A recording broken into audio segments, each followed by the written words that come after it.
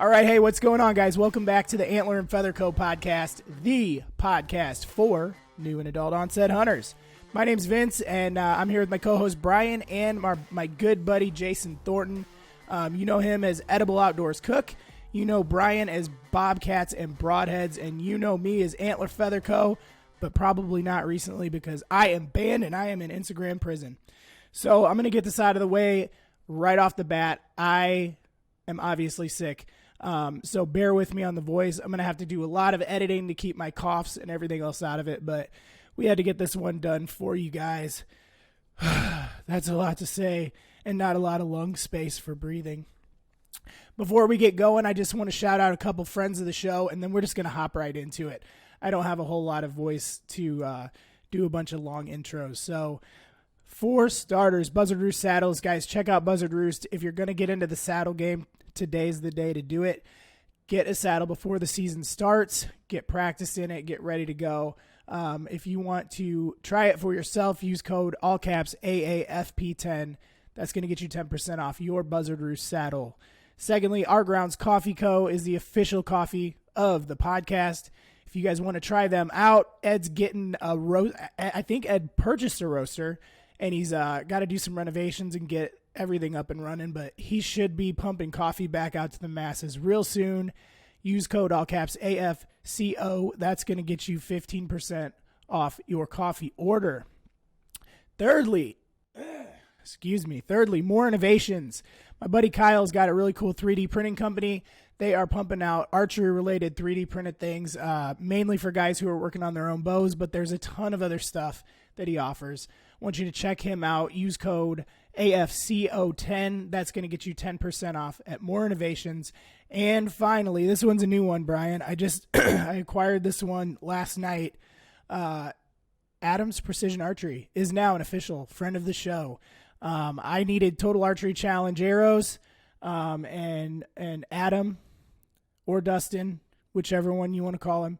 He's been cool to me. He's pumping out a lot of really good arrow builds. So I worked with him, and I got 18 Victory. What is it? Rip TKO. I don't remember all the specs. Basically, it's going to be bright pink, bright yellow, green, whatever. It's going to look like a 90s fanny pack. It's going to be awesome. But check out Adam's Precision Archery if you guys need arrows. He's also got a wide array of other archery stuff on the website, not just arrows. So go check out adamsprecisionarchery.com for all of your archery-related needs. All right, guys, I think that's good for friends of the show. I can't breathe. I feel like this must be what it feels like to have, like, emphysema or something. I don't know. I don't know if this is I don't know what it is. My kids kind of had this, like, 3 weeks ago, so I don't know if, like, there was one germ lingering somewhere in the house and I happened to touch it or what, but we'll get through it. We'll prevail. So, Jason, how have you been, man? I haven't talked to you actually. I mean, I talk to you all the time, but I haven't actually talked to you lately.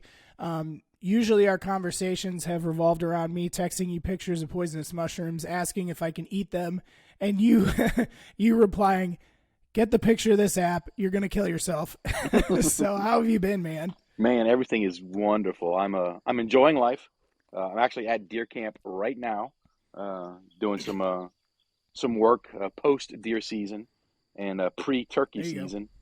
So I'm really enjoying life. I'm away from the big city right now, and things couldn't be better. Got some pretty cool turkey hunts lined up, and I'm excited about it. Yeah, definitely. When do you actually kick off for turkey? Well, my daughter got drawn for the youth lottery turkey hunt, which is a guided hunt in North Louisiana. It's phenomenal. That starts the last weekend of March, and then my season starts April 1, and I've got a 12-day season. Nice. That's going to be, I'm so excited.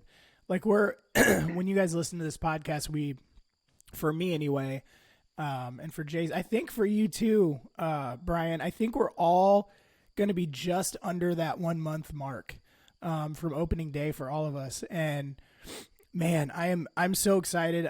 I've waited all year. Like, I think we've all talked about this before. Deer hunting it's a ton of fun.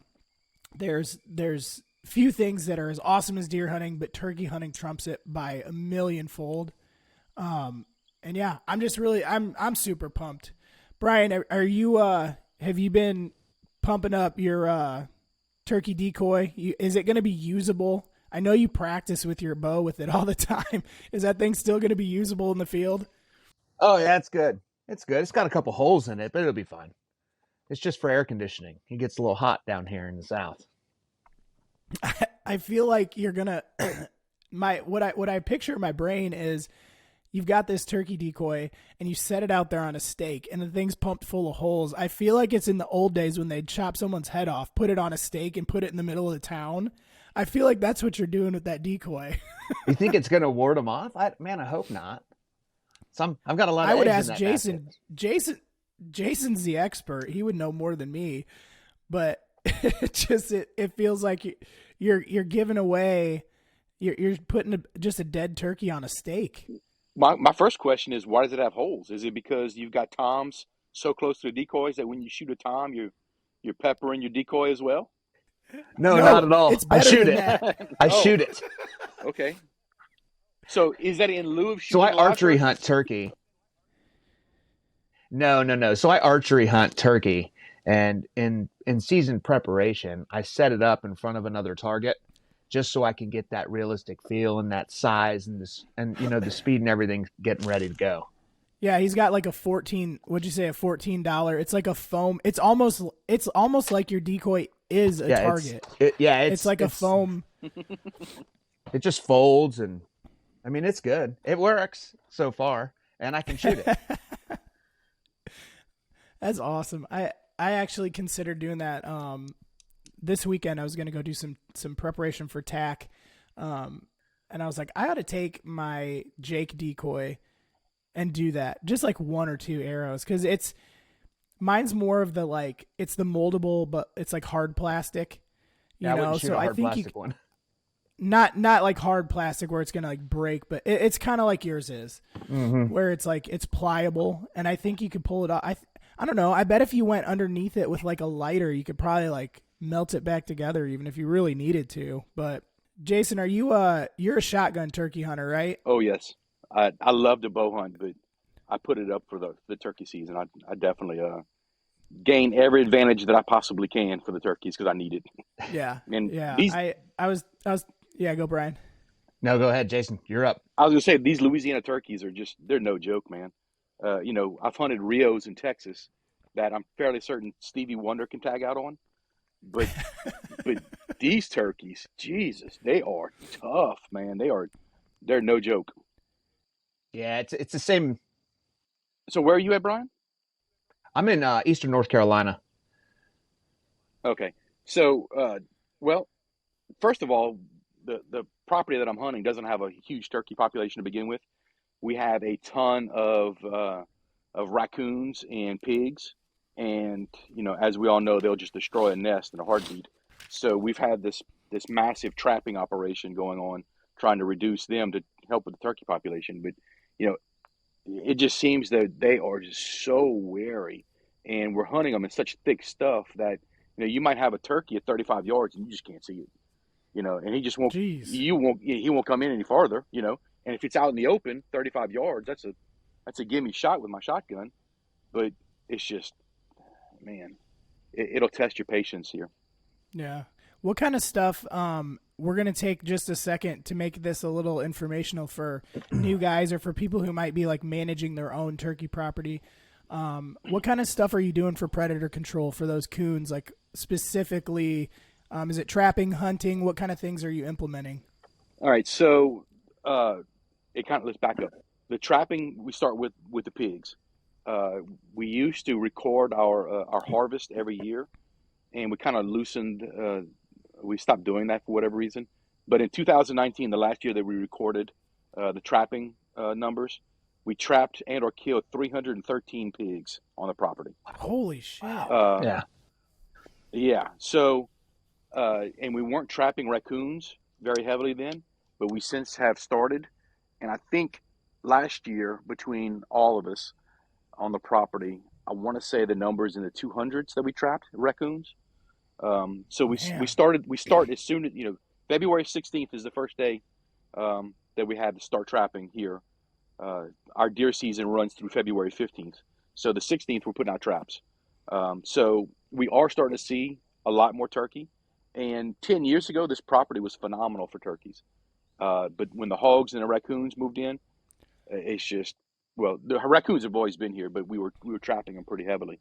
When fur prices tanked, people stopped trapping raccoons, and that was a wrap, man. They, and a 40-pound raccoon doesn't have very many predators. So I've heard this from a lot of people, like the same type of story where trapping coons and possums and whatever it is. People used to trap a lot because fur prices. And then I've heard that same story where fur prices have dropped, so not a lot of people are trapping anymore. I've always just kind of heard that and then been like, oh yeah, fur prices dropped. Of course, nobody traps anymore. What happened that dropped these fur prices that caused so many people to just kind of give up on the trapping thing? That's a part that I don't understand because I was not in the game at the time. So what happened there? Where would you go sell your pelts and stuff beforehand? Well, there's been several trapping booms throughout time.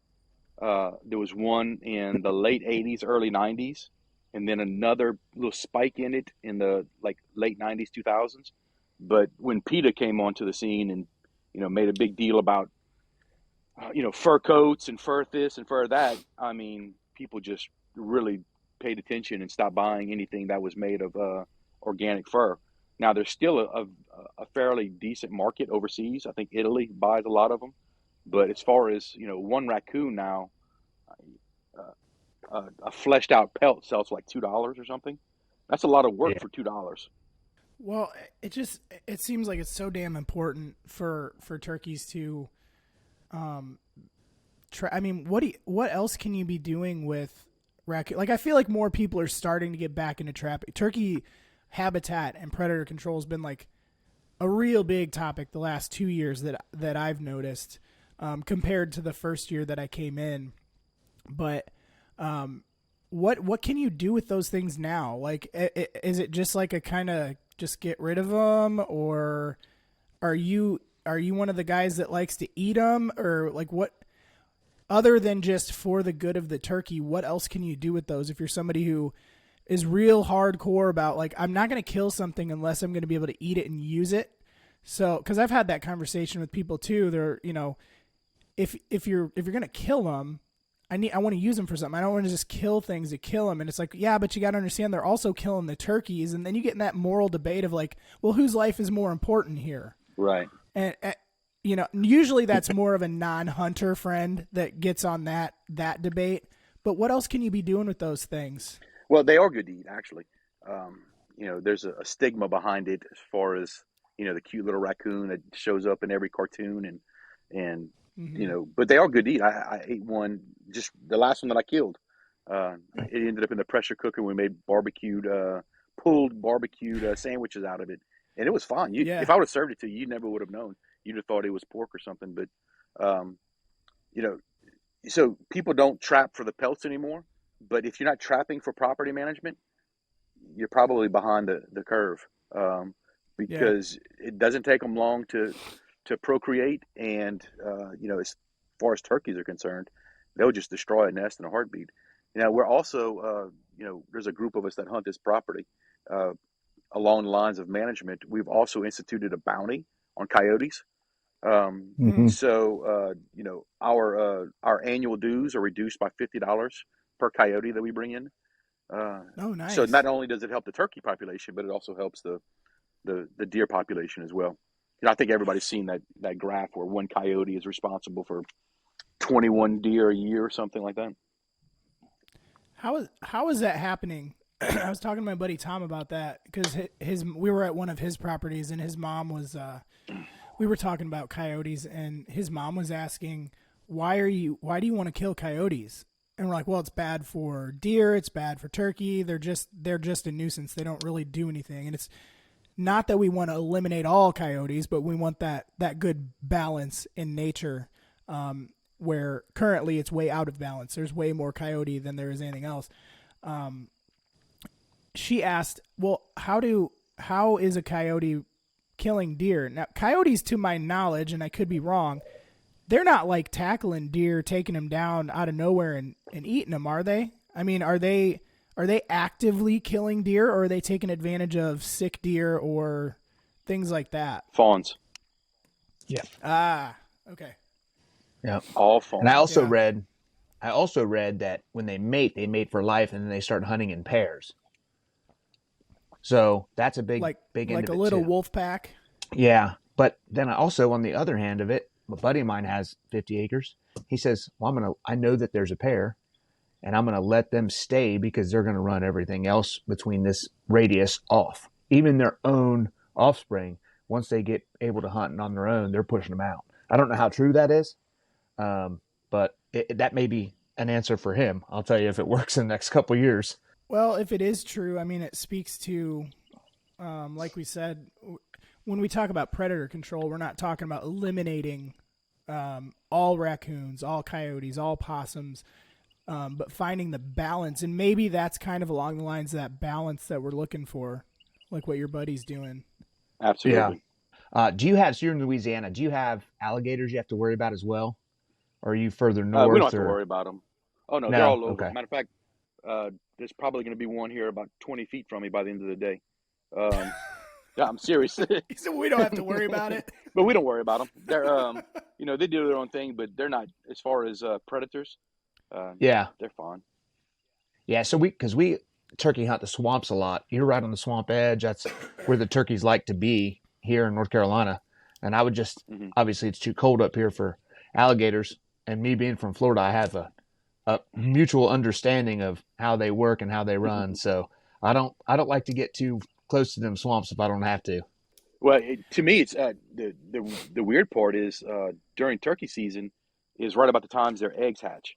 So once you walk those swamp bottoms here around the lease, then you'll see little alligators that are like, maybe 10 or 12 inches long, and mom's not far behind. So that's the kind of part that I'll kind of pay attention to, and you'll hear them in their mating call. If you've ever heard, it's one of the spookier things you've ever heard in the wild. It's like this loud grunt roar type thing, and it's kind of freaky. At 5:30 in the morning when you're trying to set up a decoy, and you hear this around. Are gators protective of their young, like say a bear would be, or are they a little less hands-on? I think they're protective of their young, but I don't think it's to the extent like a bear. There's nothing worse in nature than a mom bear trying to protect her young. But I think they're protective, just not as vicious as a sow with her cubs. Yeah. I can't even imagine you're sitting there, you're waiting for the sun to just come over, you're waiting for that first gobble, and all of a sudden you hear that mating call you just said. And I can just imagine you got this like 14-foot gator hanging out behind your tree. Like, shit. Yeah. But we grew up with them. Gosh. It's not hard to catch them. You can catch the smaller ones and kind of mess with them. So they're not like swamp people. They're not nearly as dangerous as people want to make them out to be. But they are cool. A very large, cool looking reptile that will bite you if they have to, but for the most part, they leave you alone. I feel like I'm in the epicenter of like hunting safety in terms of wildlife, because like you go down where you're at, you got gators, snakes. Oh yeah. Even down in you go into Arkansas where I hunt down there with family. You got to look out for cottonmouths and rattlesnakes and blah blah blah. You go up north, you get into bears, you get into stuff like that, wolves. You go out west, and there's obviously all kinds of dangerous stuff out that way. Brian, I'm sure there's dangerous stuff your way too. In Iowa, I literally don't have my biggest like worry in the wild in Iowa is like a tick. That's as bad as it gets. What kind of stuff do you encounter in the wild, Brian, that you got to kind of be mindful of? I probably have a lot of the same things that Jason has, just because of the climate and temperature where we're at. Cottonmouths, rattlesnakes. Don't see alligators. I think they've seen like 2 in the areas that I hunt, and they relocated one of them because it just got too big.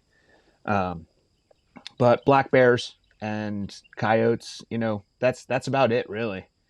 Yeah. There's a lot of dog hunters around here, so those dogs will flush out just about anything. And if you don't do it right and hunt certain sectors, it's just going to push everything off the property. So there is a science to it. As much as I don't like it, there's somewhat a science to it.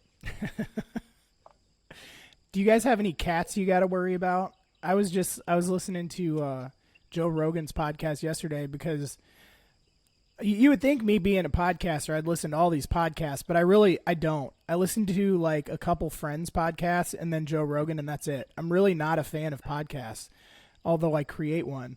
But they like had the guy he had on, I think it was Derek Wolf. He's like an NFL player, ex-NFL player or something, and he's a big hunter. And there was a story where there was a mountain lion terrorizing a community. It was killing all these dogs and stuff, and they like relocated it, and then it was terrorizing wherever they relocated it, and he went and hunted it.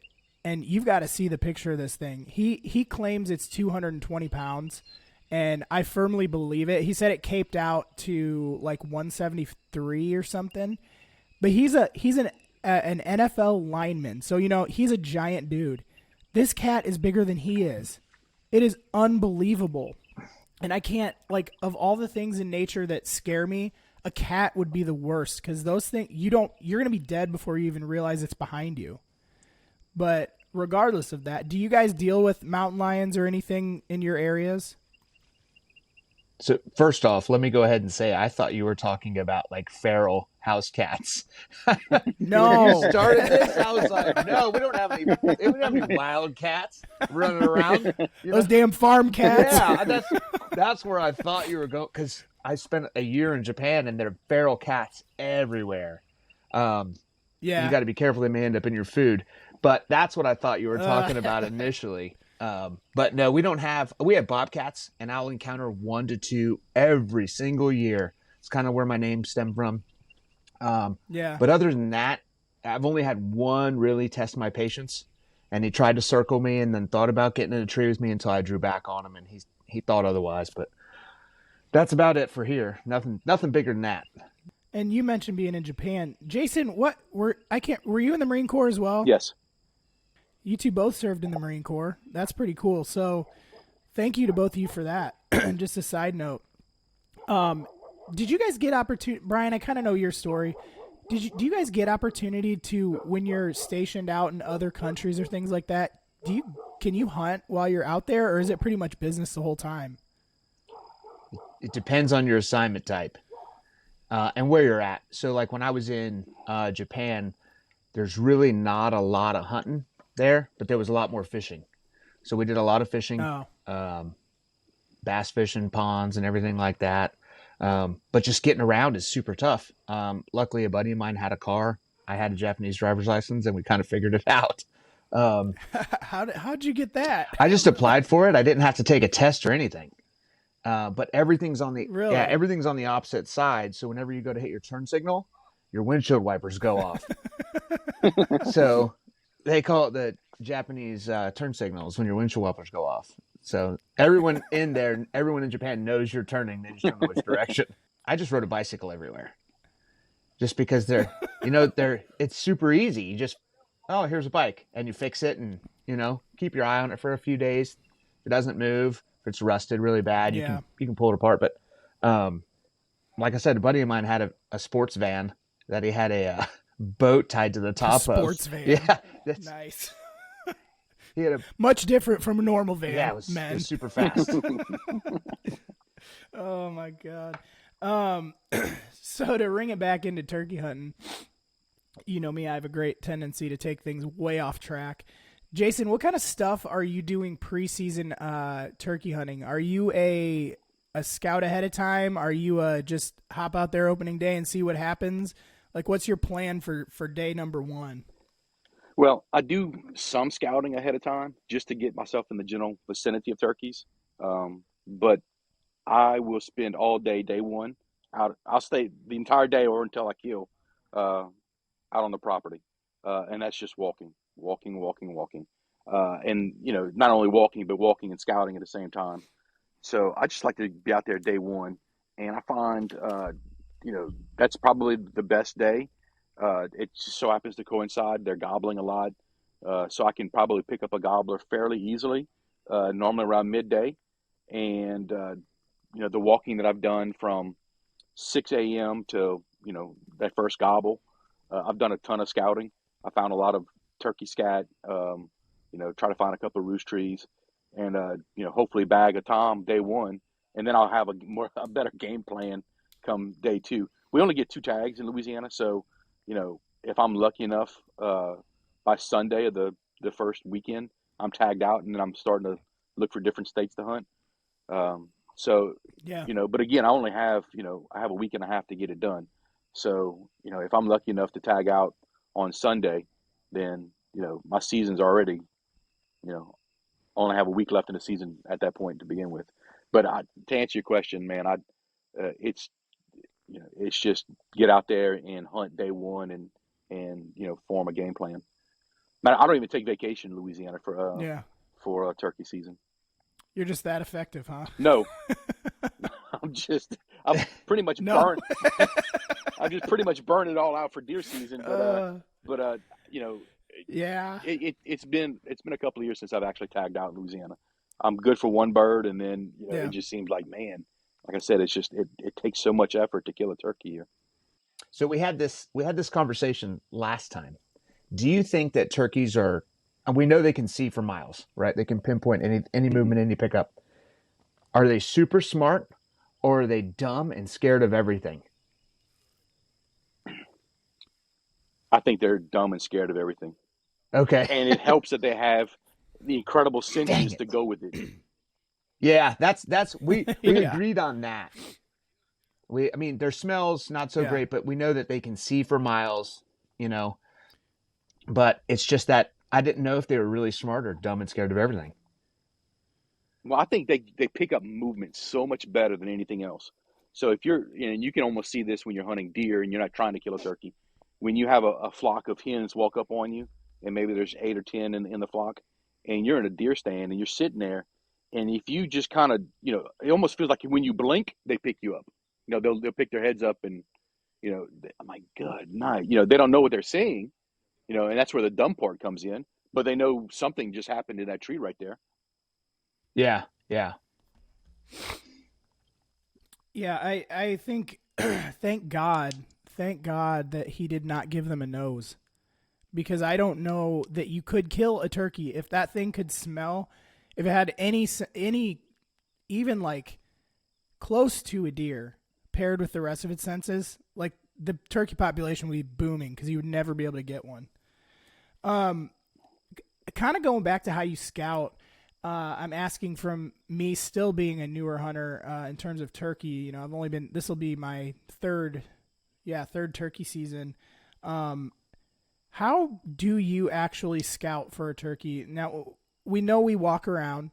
You can look for turkey poop. You can look for scratching, things like that. But more specifically, when you're walking around, how are you doing that? Because I know my first year, I kind of got the impression, because you watch the hunting public, you watch all these different shows, and they're literally just ripping through the woods. They're ripping through, they'll hit their glass cob, nap, nap, real loud, they're listening, and then they're off. I've jumped a lot of birds doing that. So how are you moving through the woods to locate turkeys without spooking turkeys as you're moving?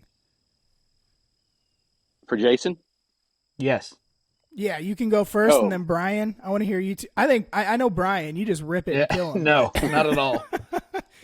Well, the way I'm looking for scat. It's very difficult to find tracks here in the property we hunt. We don't have a lot of those dust roads that a lot of hunters are lucky enough to have. All of our roads are mud, so it's hard to find the scratching. It's hard to find the dusting areas. The tracks are obviously easier to find. But scat is what I'm looking for, and what I'm looking for is a tree that's got a lot of scat under it. And obviously, you find a tree that's got a lot of scat under it, then you obviously found one tree with a whole bunch of turkeys in it that are roosting, or a couple of turkeys that are roosting in it a lot. So that's my biggest focus. But I think I'm kind of like Brian, that opening day, that when I'm looking for those signs, but I'm listening for a bird just as much as I'm looking for it, for the sign.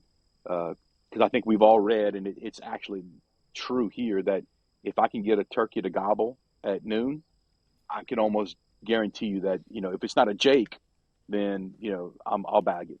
Um, so it's almost not even worth me waking up early opening day, but I still do it. Um, Yep. so I'm scouting with my ears as much as anything here. Now again, I used to hunt in Central Texas, and that's the Rios, and they do everything like the NW2F magazines will tell you. You can go and you can find one of those roads, and it's got just all kinds of scratching and scat and turkey prints, and you sit up there the next day, and I guarantee you'll kill a bird. Guarantee you'll kill a bird. That's just not the case here in Louisiana.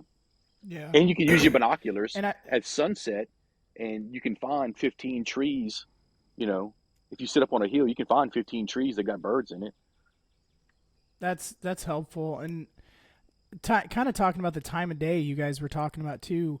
I heard on a recent podcast they were discussing, like, it seems like everybody, like, you get guys who are like hardcore turkey hunters, and most of them, they're averaging their kill time between like 9 a.m. and noon, or 9 a, or maybe it's 11 or 1 somewhere, but it's that midday when most guys and like when I started, you treat it like it's deer season. If you didn't get one right off the roost until an hour after, then we're up and we're like, okay, well, we'll come back at night.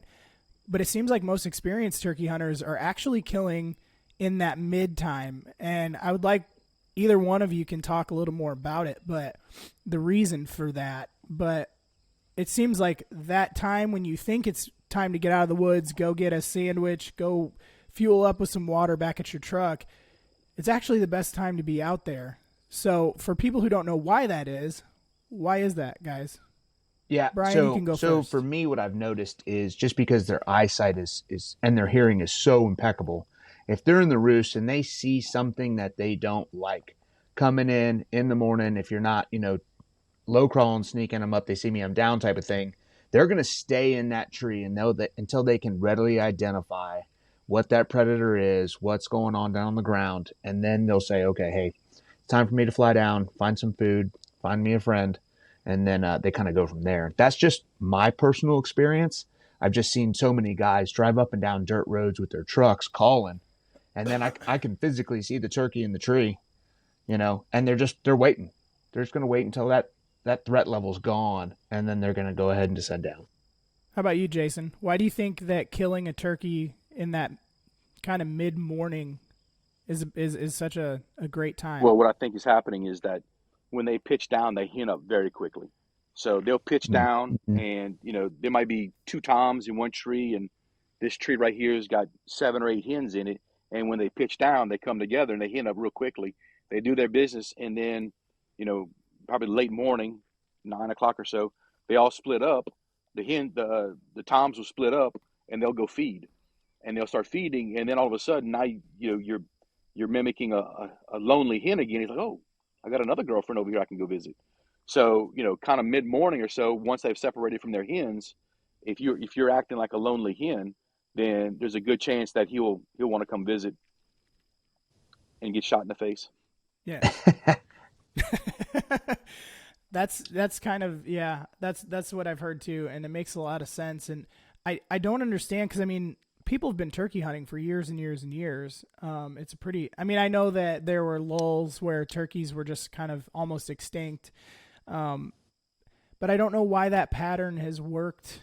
Why the idea of a lot of hunters just think, okay, if it didn't happen right at morning or right at sun up, and it doesn't happen, an hour or two before sundown, they're just not going to be out there. And I don't know if it's just because it's hotter that time of day, or if, I don't know. To me, it seems like if you really want to maximize your time in the woods, if you're if you're a guy like me who you've got a family and you're just busy, which I think all of us are, your best odds are that 9 to 11 or 9 to 12 or whatever. I can't remember if it was like 12 or 1, but anyway, that time when you feel like you shouldn't be in the woods is actually your best time to be there. I'm curious what caused people to kind of move away from that. I don't know. I'm going to go out opening day right early just to hear gobbles, just kind of assess. But well, for me, there's 3 peak times, and if I could,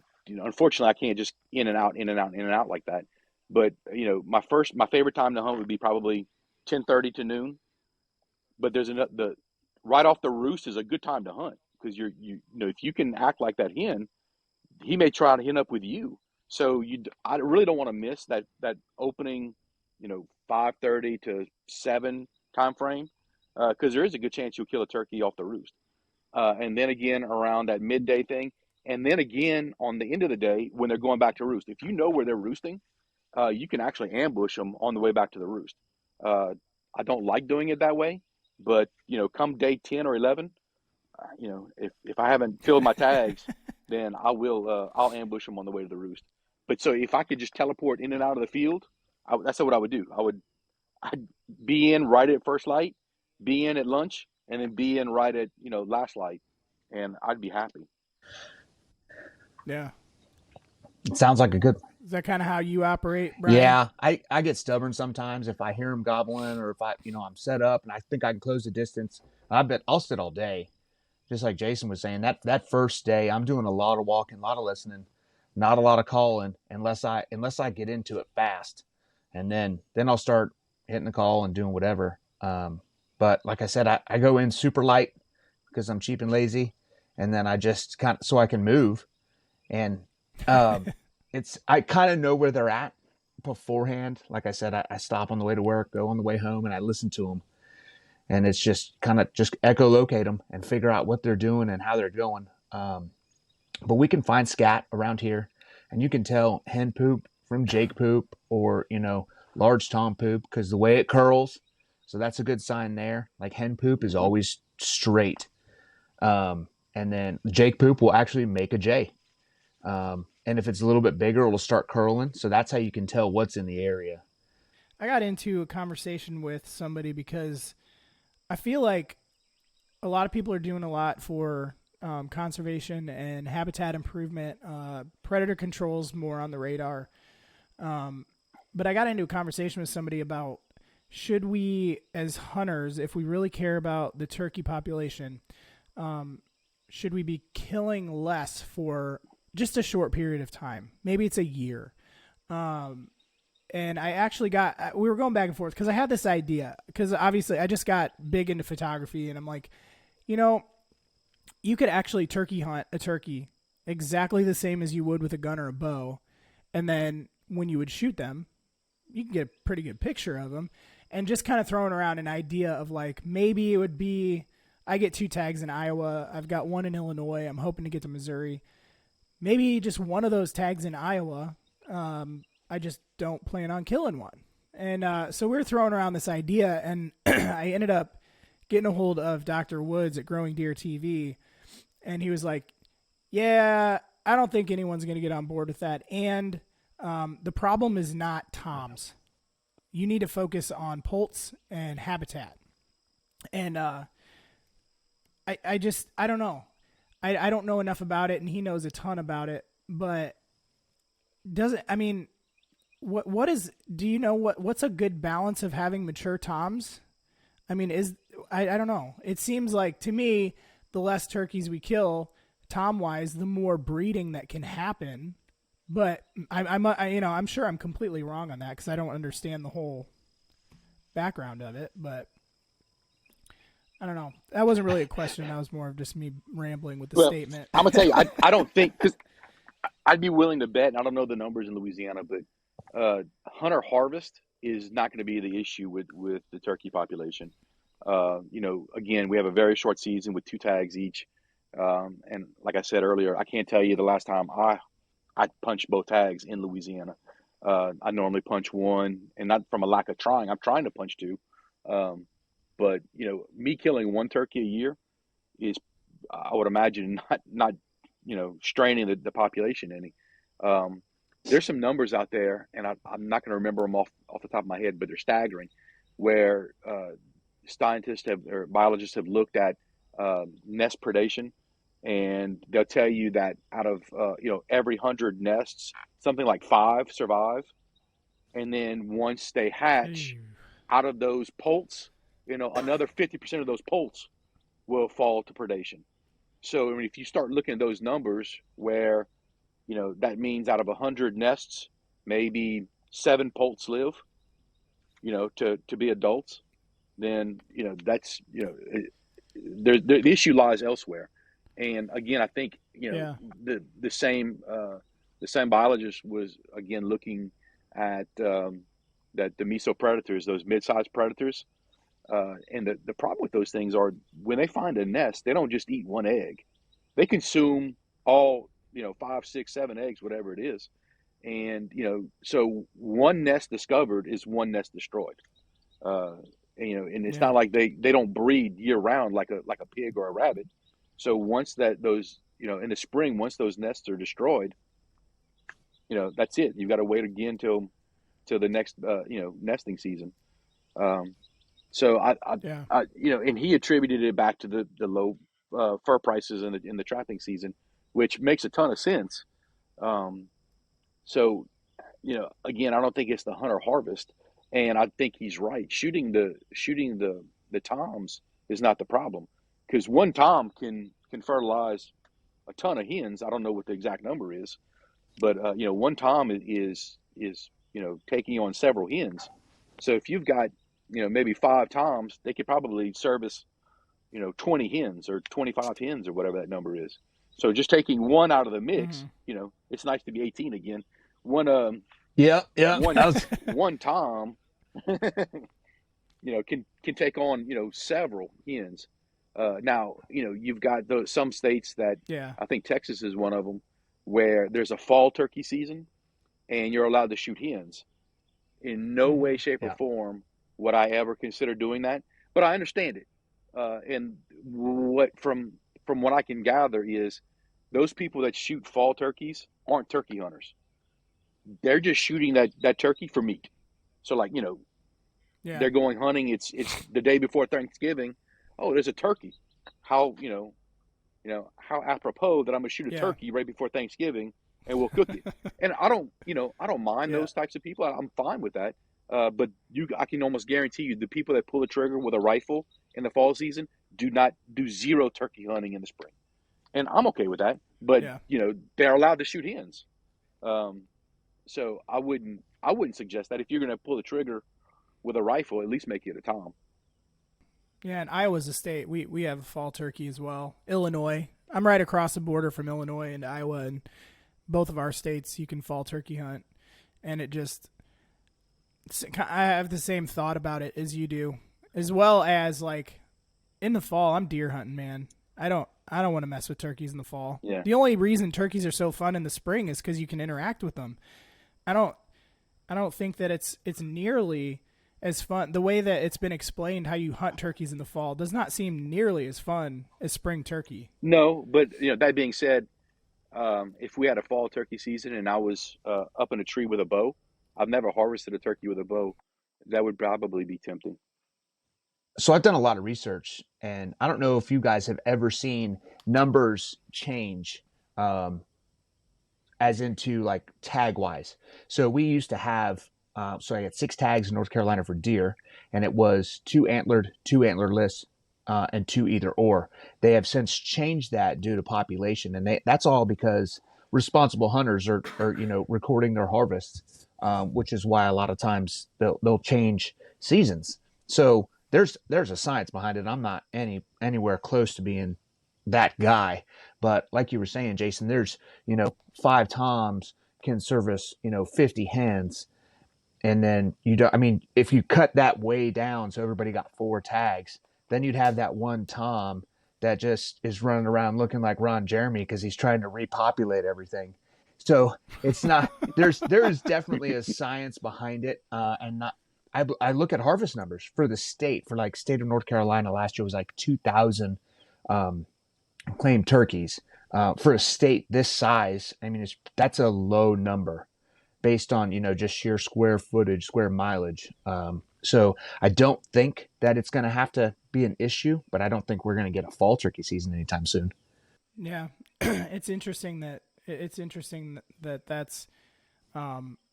I guess I just thought everybody had a fall turkey season.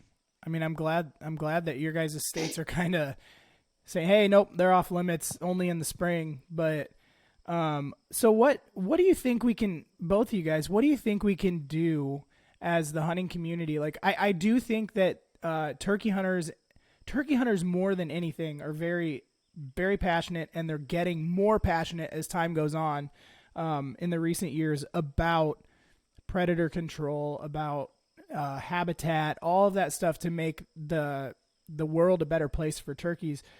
What are some practical things that you think we can do just in general to kind of make predator control more popular? I mean, I don't know that our culture today would find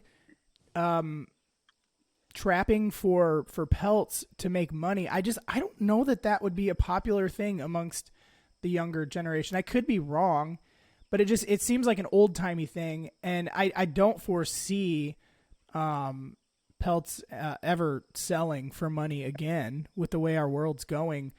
What are some things we can do to make predator control more popular, and something that, because I mean, habitat is a big part of it, obviously, but a lot of us don't. I can't do anything to the habitat of the public lands that I hunt. I mean, obviously, I buy tags and I pay for things with Pittman Robertson. I give money, but I physically can't just go out onto my public lands and start making habitat improvements. So basically, for me, it's down to predator control. That's where I can make a big impact on my public lands. What kind of things do you think we could do to make it more popular for people to do that?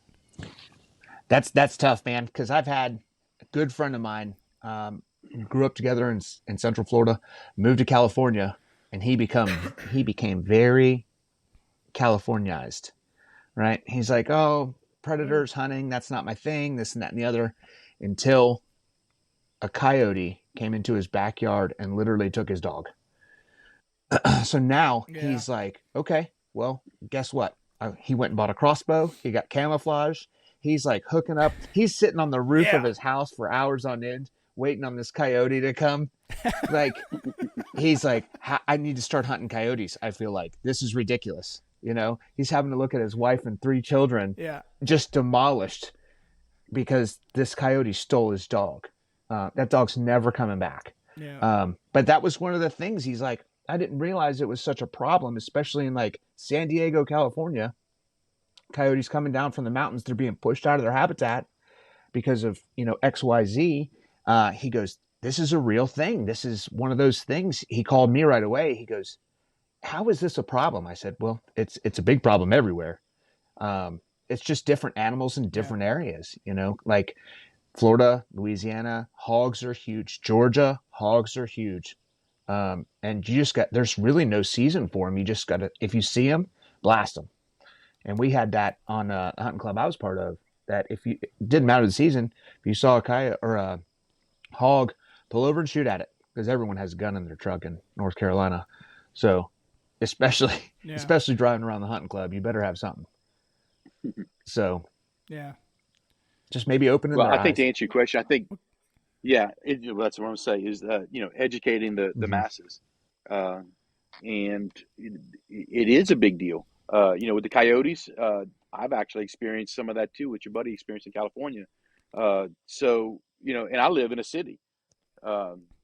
So it is educating. And I think that word with the coyotes in the city is actually getting out more and more, because there are more pets being, taken by coyotes, and nobody wants to see their, little Fifi getting, that's right, yiping away in the jaws of a coyote. That would hurt my heart, I don't want that to happen. I think education is the big deal. And I don't think you'll ever get, anybody from California to get on board with trapping raccoons or possums because you want to see more turkeys. I don't think that'll ever exist. But it will exist in the like-minded people that we hang out with, where, once deer season ends for them, they kind of shut it down until August or whatever, and they'll start scouting or whatever. But, if you tell them, hey, this is another way to get out in the field, enjoy the great outdoors. It's a way to be proactive. It's a way to reconnect with heritage. It's another way to help the deer or turkey population or rabbits or quail or any of the ground nesting birds or any of the small predators that you like to small game that you like to hunt, whether it be squirrels or rabbits or whatever. It's just another way to get out into the field. It's another way to help with the game that you like to hunt or like to see, even if it's, helping the, wrens or whatever. Cause like what you said earlier, Vince, that, I think we've kind of gotten out of balance with a lot of the properties that we like to be on, where, raccoons or pigs or coyotes are way overpopulated because they don't experience predation. The only predation they would ever experience is through human interaction. Yep. So, if we're not harvesting them as hunters, and Vince, you even said a while ago that, when you're deer hunting, you're deer hunting. I don't know if if you have a coyote walk by, stick. Oh, I'd blast him. Oh, all right, then you'd blast him. Yeah. But I know a lot of hunters that won't. And then I'll tell you this, though. I don't know if any three of us would blast a coyote in the middle of the rut, So, we're not, that's true. We're not coyote hunting in the middle of the rut. Yeah. I'm out here. I took this vacation to shoot Mr. Man, right? So this coyote walks by, and we're all like-minded people. We're not shooting that coyote. But I know a lot of people that from September 15th to February 15th, they're deer hunting, and they will not pull the trigger on anything other than a deer. So, you're not helping the cause any by doing your little part by when you do have the opportunity to shoot a pig or to shoot a coyote, do it. I do. Yeah. Every last one of them. Matter of fact, I have this pretty cool thing I put on Instagram. November 13th, my daughter and I seem to be together in the stand every year. And this November 13th, we shot a coyote. The prior November 13th, we shot a bobcat. So November 13th, for whatever reason, is our predator eradication day. So it was pretty cool to see. Actually, it was pretty cool to see her growing, year to year, holding a bobcat or a coyote. But we take every opportunity to shoot them. Yeah, that's one thing I was going to bring up too. Predator control. Even to your point, a lot of us, like when we're out with the tag, we're there to hunt whatever we have a tag for. If I see a coyote or a bobcat, if it's legal with a bobcat, I'll blast it. I don't care. I'm not that good of a hunter to be like, I'm going to wait on a buck. There's no buck coming. Let's be real here. I'm more of a luck hunter currently than I am a skill hunter. But I feel like the rest of the year, because turkey season's generally a fairly short season for everybody, the rest of the year, to your point, you get to be out. And what better time to take your kids out? You get your kids in the woods. You don't have to be as careful with your kids. Like my boy's turning 4 here in a few days, and it's like, do I try to tag out early season and then on my late season tag in Iowa, should I take him with me? And just kind of the understanding that more than likely we're going to screw this up. He's going to be loud. He's going to be moving, but just take him so he can feel it. But like, what better time in your off seasons from your big game?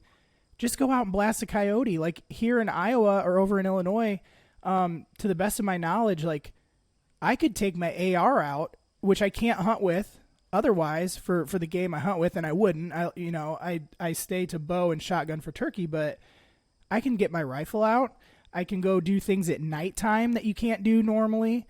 I feel like it's an exciting thing. For me, it's time because kids, when I would like to be out coyote hunting, I'm putting kids to bed, I'm working and stuff like that. But I feel like that's a great opportunity to get your kids out there as well as improve your woodsmanship. Like you were saying, while you're out, if you're out coyote hunting, you're going to see deer, you're going to see, you're still scouting all year round. And it's a great opportunity to kill two birds with one stone. But And I also had a thought on the Californianization of people. It's interesting that a lot of times, it's interesting to me a lot of times, and I'm curious your guys' thoughts. You get folks who are anti-hunter. They're very much like, let the predators be, let nature be nature. Let's they'll balance themselves. And you brought up a point, Jason, that there's a lot of predators who don't have predators above them besides the human. And the funny thing is, I feel like a lot of those people would be real big into evolution. They'd be real big into that thought process. So understanding that we came from primates in their thought process, and we are just all animals, how are you anti-hunting? If we're just letting nature be nature, aren't we part of nature? Just because we drive a car and have an iPhone now, all throughout life, we are a predator. Yeah. So how is that? How can you? Why are we eliminating us from the food chain when it comes to whatever the top of the line is in your area right now, whether it's a mountain lion, a bear, a coyote, whatever? Aren't we next in line? Why are we acting like we are just not part of it anymore? Because Vince, you should buy your. I'm curious your thoughts on that. I'll tell you, Vince, you should be buying your meat at a grocery store because no animals were harmed there. So that's where you should be getting your meat from. Yeah. But no, seriously, I think nobody blames or That's nobody it. blames or criticizes the wolf. I'm taking my bow to the grocery store. Nobody blames or criticizes the. Well, Yeah. well, you can actually tag out on turkeys pretty quickly there. Yeah. But nobody blames a wolf for being a wolf and killing a deer. It's a predator. I'm a predator. Yeah. So it's okay for a wolf or a coyote to be a predator, and wolves do a really good job of eating. They kill a lot of deer and a lot of elk and a lot of other things. But why? I've got the same sharp teeth in my mouth. They're not as long, but I have them. But I get blamed for being a predator, and I see it all the time. On my Facebook or Instagram page, I bet. where I get people all the time saying, "Hey, why did you kill XYZ animal when you could just go get meat at the store?" Okay, well, somebody killed XYZ meat at the store. I didn't do it, but why are you criticizing me for doing all the work? Where you're not going to criticize yourself for just consuming the end product. I'm consuming the end product too, but I'm also doing all the steps in between. So it's a flawed theory and a flawed thought process. And the hashtag that we always like to know where our meat comes from or where our food comes from, they just don't get that part of it. And you'll see they'll wear, they'll have a leather purse or a leather handbag. Well, that leather came from an animal, so, and I'm gonna tell you, even so much so that people say, well, you're just a trophy hunter. Well, yeah, that term is really kind of wanky for me because yes, I do like to shoot bucks with horns, but you know what, that'll go up on my wall, but the other 200 pounds of it ends up in my freezer.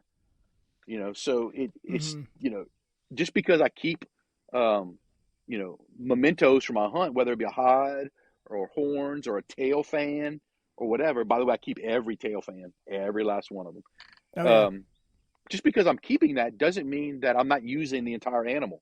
You're just seeing the hide or the horns, but open my freezer.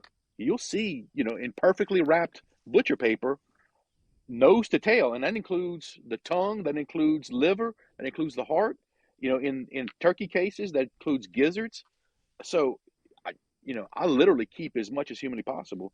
And then I've got a buddy that makes wing bone calls, so I'm even shooting my wings over to him so he can make wing bone calls. We're using the marrow of bones, and I'm not sure. I know that not everybody does that, and I'm probably pretty extreme with the whole thing. But I do know all the hunters that I hang out with and I associate with. They may not be doing nose to tail, but they are doing 90% of the edible parts of the animal are in their freezer. Yeah. So they're consuming the animal, per legal requirements and per what they like. And I have, that's just who we are. and I just don't think that the California, house cat lady or person that, sits back and watches, MSNBC sees that. They just see us taking this horrible picture, in the back of a truck with this buck with a cigarette hanging out of our mouth and blood everywhere and high-fiving with the bush can hanging on one of the tines, like we're disrespecting the animal. Yeah. That's what they see. They don't see the ethical part of hunting and harvesting and that stuff. And what I would like to show them is going back to that wolf. If you've ever seen an elk that has broken through the ice in Montana and can't move, and a pack of wolves finds it and eats it Mm-hmm. alive, and how the elk is screaming every time, a wolf takes a bite, that's what nature is, and that's a violent part of nature. But it happens every, every day.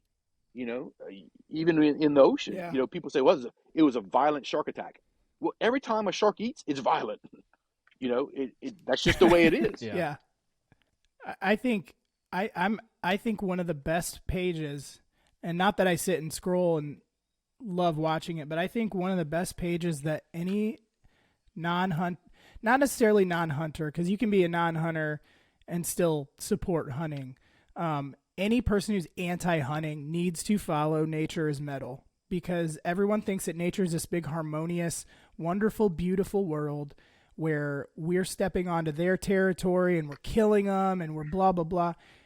You think that the worst thing in the world is that deer or that hog or whatever animal, that turkey, you shot it with a shotgun or a bow, that arrow. Go look at nature being nature and try to tell me that we are giving them a worse death than they would experience without us. Nature it's violent all the way across the board.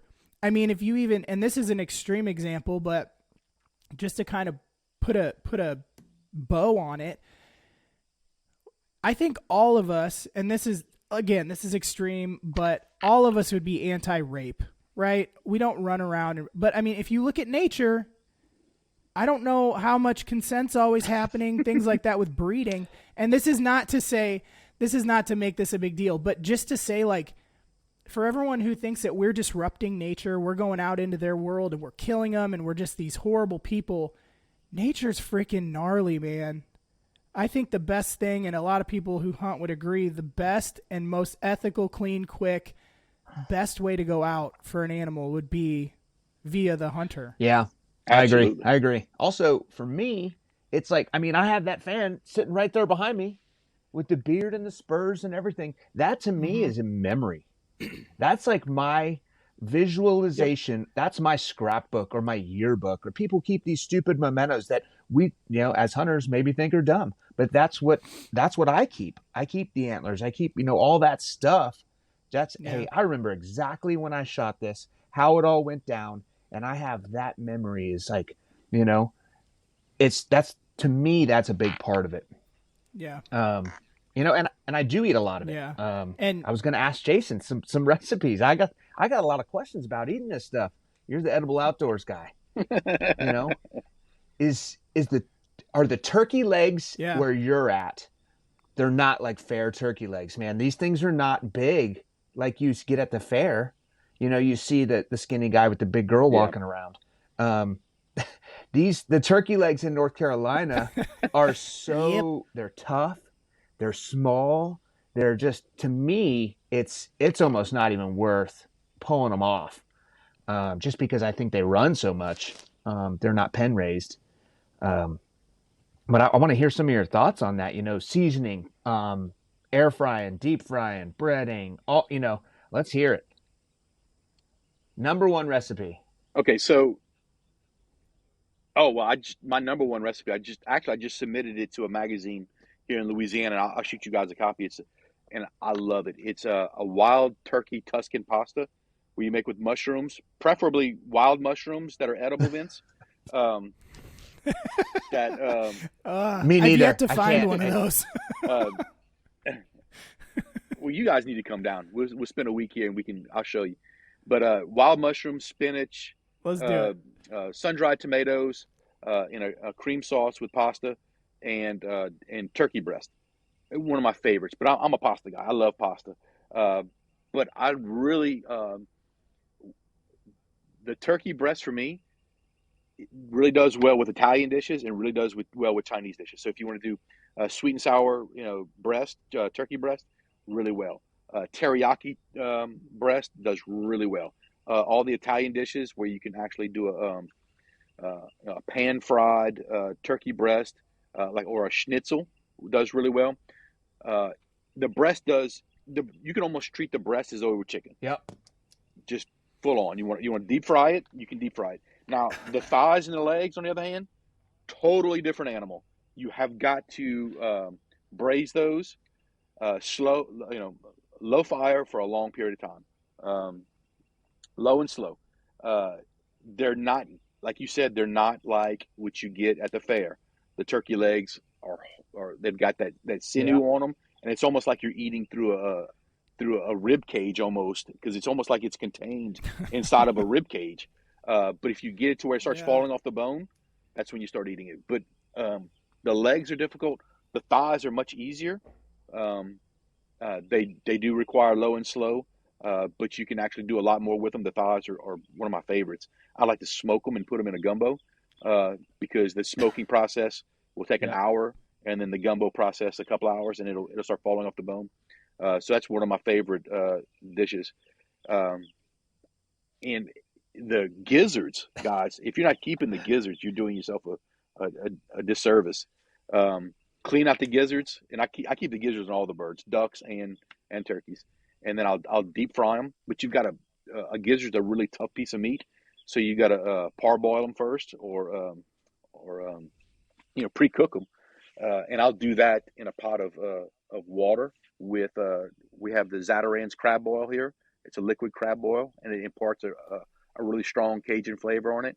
So I'll do that for several minutes, and then take them out, let them cool off, and then deep fry them. But if you're not getting your gizzards 60% the way cooked before you deep fry them, then you're going to hurt yourself trying to eat it. And then the hearts as well. What is a gizzard? What is that? I've heard it everywhere. I know people eat them. What is it, and what function does it serve? So it is the very first thing that you come across in a turkey. It's almost the size of a baseball. Yeah. It's very large, maybe 70% the size of a baseball. And it's the very first thing that you come across inside the cavity. And what they do is all birds will go out and they'll pick little pea gravel or gravel, and they'll consume that. It ends up in their gizzards, and it helps with their digestion. That gizzard will help break down the food with the gravel. And that's because when you open up a gizzard, the way you clean it, when you bust it open, you'll see all the little gravel and little pieces of whatever they're picking through. So that's where, I've seen. So that's where when people say they pick out, I've seen people say turkey pearls or like turkey stones. Yep. That's what you're talking about. That's it. That's where they get them from, the gizzards. Gotcha. Yeah, I've always wondered that because you go by the gas station and they're like fried gizzard Thursday, and you're like, what the hell is that? That sounds disgusting. No, they're really good. And of course they have the livers and they have the hearts, so they're all good deep fried or however you want to do it. But that's I really like to do the breast. Again, Chinese or Italian dishes are my favorite. Yeah.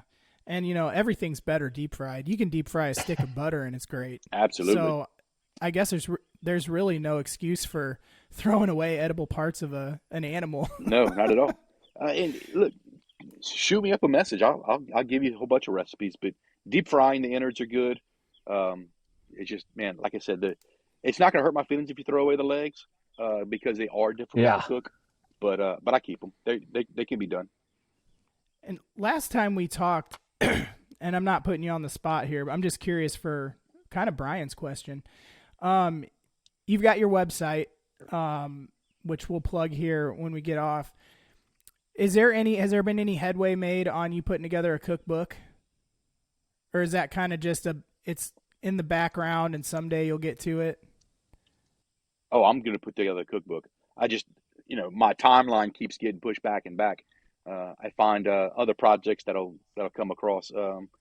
So I started writing for several different magazines, and it tends to keep me busy. And some magazines want to keep the recipes, and I I can't do with anything with them for 2 years. So I kind of got to Mm-hmm. keep those in one Oh, notebook and the other ones that I can use. So they're not only buying they're buying the entire recipe from me. yeah, yeah, that's cool. Are they all local like are they Louisiana magazines, or is there's anything that if we got listeners across the board in the United States that they can find those? Actually, Hunt Chef. I'm one of the Hunt Chef flavor partners. That's online only at this point. Oh, are you? Yeah. So you can go to there, Oh, and awesome. that's in the works. At some point, he's gonna start utilizing recipes that we sent to him. But I've got two local magazines, Louisiana Sportsman and Mississippi Sportsman. They're both in print publications, which is hard to find Mm-hmm. these days, and they have a pretty Hmm. robust online content. You got anything else, Brian? You got any other questions you want to throw at him? Just one. Air fryer over deep fry. Okay. You're talking to a dude in What's Louisiana. Take a guess. Okay. So Well, I'm just so I got in a lot of trouble trying to deep fry stuff in my house. My wife was like, "What is that? What do you get that stuff out now? We're not okay. messing." So then I bought an air fryer. It's not as bad, So if you're asking me, but I mean, so I will take the original batch and deep fry it, and then the next day I'll air fry it to warm it up because I dislike fried foods gotcha. to the max in a microwave or whatever. But they actually turn out Yeah, pretty good in an air fryer if you want to reheat leftovers. So the answer to your question is yes, both of them. Yeah, both of them. That's one word. both. BOFUM. And listen, Both. Yep. See, he I knows. never thought in a million years, up until about 2 years ago, that I would have been putting stuff in an air fryer. It just seemed sacrilegious to me. But here we are, and I'm using an air fryer the day That's after. Oh, Jay, that's the only reason I asked. That's the only reason I asked. you two boys and your California air fryers. You got to get back to your Yep. roots. Yeah. Well, all right. Well, then we'll start eating raw Well, turkeys here soon. there you go. Hey, Yeah. the Liver King just fell. The Liver Kingdom just fell. He got outed for his, I can't believe a guy myself who has been around powerlifting and many strength sports. I've seen it all. I can't believe he was using steroids. Get out of here. You are so full of crap. Your So eyes are brown. It is, dude. I don't know how anyone ever believed that. That just does not happen.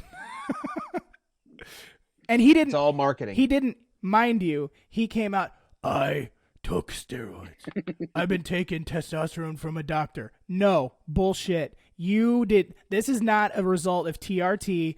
This is not what you're gonna go get at New Male Medical Clinic. You have been pumping heavy drugs. That is the only way you get that big. And you're a bodybuilder. Come on, man. Anywho, Yeah. anyway, marketing, like Brian said. we got. There's a Yeah, it's all marketing, man. Yeah. That's why, like, for bows, Hoyt and Matthews are top of the line because they know how to market, and then they can charge that extra, X amount of dollars because they have to pay those marketing agents and all these things that they do. That's all you see on Outdoor Channel. yeah. Hoyt, Matthews, smaller companies like that, like Darton or Martin or any of those guys, if they're not marketing, if they're not dumping money into that.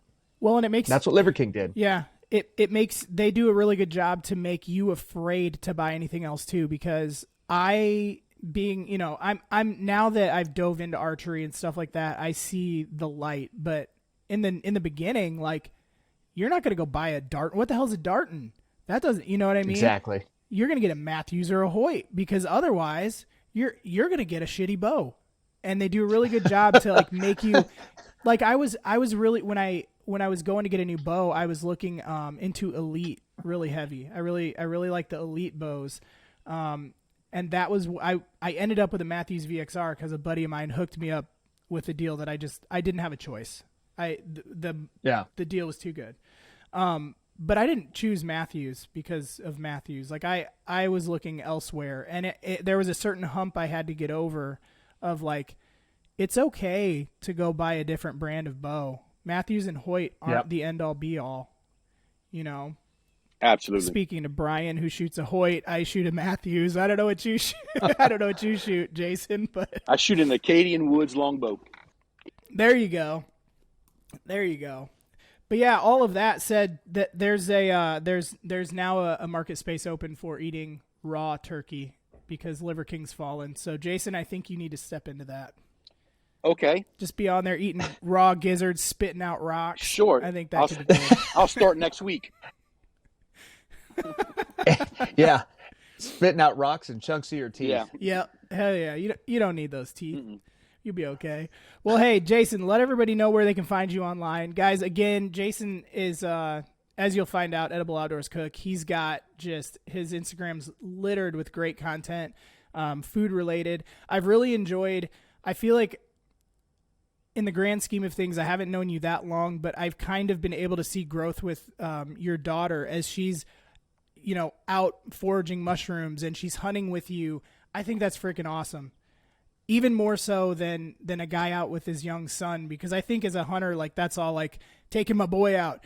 Your daughter, I've kind of seen her grow a little bit, and it's awesome to watch. I think you're doing an excellent job with that, and it makes for some just good content in a world of look at my brands, look at my this, look at my that. Like this is like a real thing happening. I think it's something that other hunters need to see.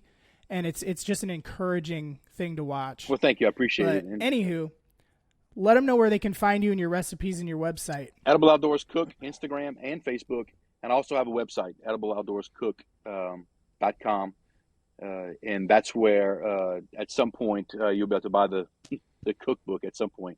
But I have a ton of recipes there. The Instagram is picture motivational. I was tired of people wrapping all their venison with bacon and stuffing it with cream cheese and jalapenos. There's more to it than that. So I ended up doing this motivational pictorial thing on Instagram and Facebook. But again, I have the recipes online at the website. Yeah, and your breakfast this morning looked awesome. It always does. Well, thank you. I appreciate that. Brian, where can they find you at, buddy? Bobcats_and type the letter or the word out and broadheads at Instagram. That's it. Everything that's on Facebook is a mirror image of that. I just copy and paste all of my stories and your stories and send it there. Yeah. So I don't know how to do anything else. I'm working on it. Trying to learn new things, but yeah. I'm getting older and it's tougher. Well, and recently Brian has officially signed his cousin Cooter to Bobcats and Broadheads team. So be on the lookout for Whiskey Wednesdays for that. I'm excited to see what you do with that. That's he does whiskey/whitetail Wednesdays. He's a recurring guest, as we like to call it. Yeah. He went a little hard in the paint last Wednesday, so he was hurting. But you think you're going to be able to get him to come back on the show or back on the page? Oh yeah, he'll be back. He doesn't learn very easy. So repetition is the only thing that gets into his brain. He may even stop by here one time. We never know. Never know what's going to happen. I think maybe next week we need to get him on for just a little bit, just to dig in and understand who he is. I'll ask him. I'm sure he won't have a problem with it. He's an open book. There you go. Even though he can't read. Nope. Well, hey guys, make sure you check those guys out. Edible Outdoors Cook and Bobcats and Broadheads.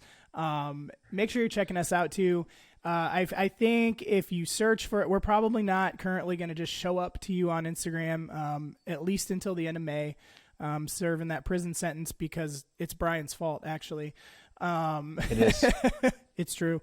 But make sure you're following us at Antler Feather Co. On Instagram and on Facebook. YouTube, it's a free for all. Just search Antler Feather Co. or just follow the links in my link tree on Instagram to get you to our YouTube videos.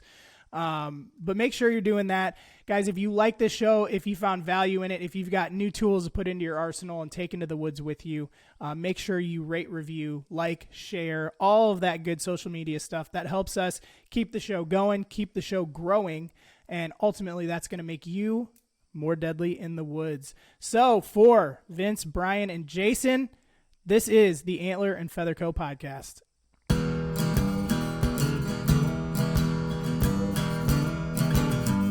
You are listening to the Antler and Feather Co. podcast.